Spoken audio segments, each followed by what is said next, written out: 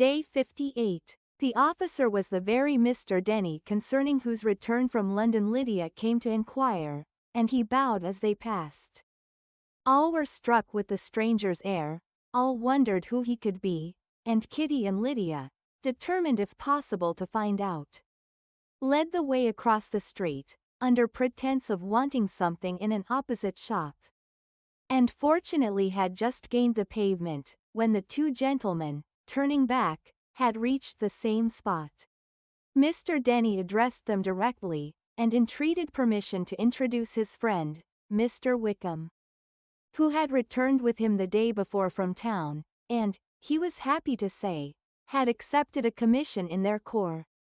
This was exactly as it should be, for the young man wanted only regimentals to make him completely charming. His appearance was greatly in his favor.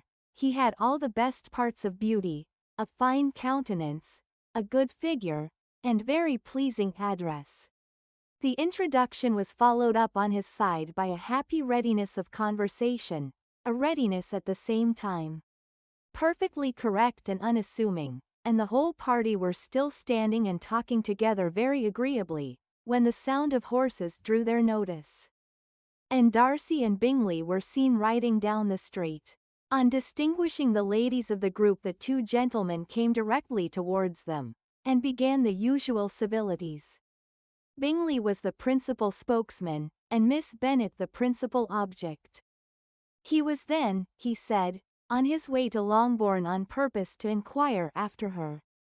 Mr. Darcy corroborated it with a bow, and was beginning to determine not to fix his eyes on Elizabeth, when they were suddenly arrested by the sight of the stranger, and Elizabeth, happening to see the countenance of both as they looked at each other, was all astonishment at the effect of the meeting.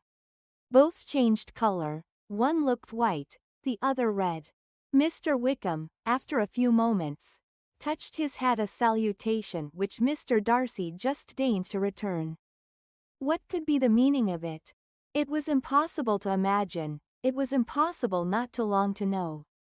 In another minute Mr. Bingley, but without seeming to have noticed what passed, took leave and rode on with his friend. Mr. Denny and Mr. Wickham walked with the young ladies to the door of Mr. Phillips's house, and then made their bows, in spite of Miss Lydia's pressing entreaties that they would come in, and even in spite of Mrs. Phillips's throwing up the parlor window, and loudly seconding the invitation.